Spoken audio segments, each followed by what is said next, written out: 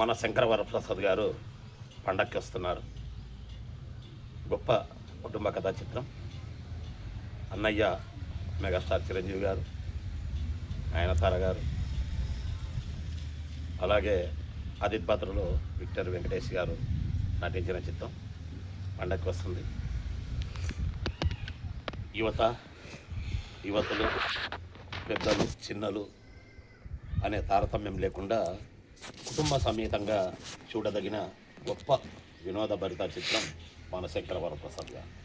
అన్నయ్య గారి ఒక స్టెప్ ఈ సినిమాలో ఆనాటి గ్యాంగ్ లీడర్, ఘరానా మగడు, ముఠా మేస్త్రి, ఇట్లా అన్నయ్య చిత్రాల మాదిరిగా ఒక స్టెప్ వేశారు.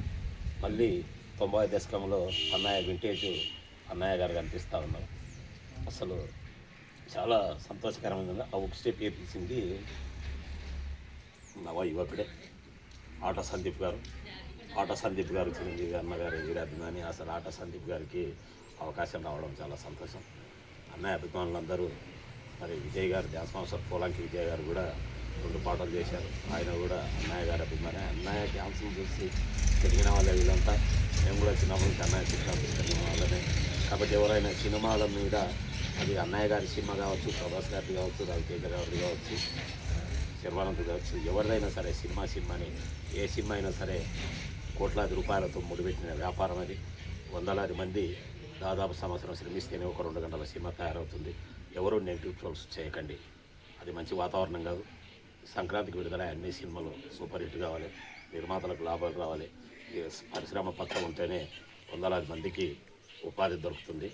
హీరోకు, హీరోయిన్కు, విలన్లకు, డాన్సర్లకే కాదు, తెర వెనుక ఉన్న 24 క్రాఫ్ట్స్ వర్క్ చేసే వాళ్ళందరికీ కూడా ఉపాధి దొరుకుతుంది సినిమా ద్వారా. కాబట్టి మంచి వినోదభరితమైన చిత్రం. అనిల్ రావుపూడి గారి మార్కు కామెడీ ఉంటుంది దీంట్లో. ఖచ్చితంగా పండుగకు హయ్యెస్ట్ మార్కులు కొట్టే చిత్రం మన శంకర వరప్రసాద్ గారు మన సంక్రాంతి పండుగకు వస్తూ ఉన్నారు. అందరూ ఇంటిల్లిపాది కుటుంబ సమేతంగా పైరసీని ఆశ్రయించకుండా ఖచ్చితంగా థియేటర్లోనే చూడండి. 100% వినోదాన్ని పొందండి. సినీ పరిశ్రమను బతికించండి. జై చిరంజీవ, జై జై చిరంజీవ.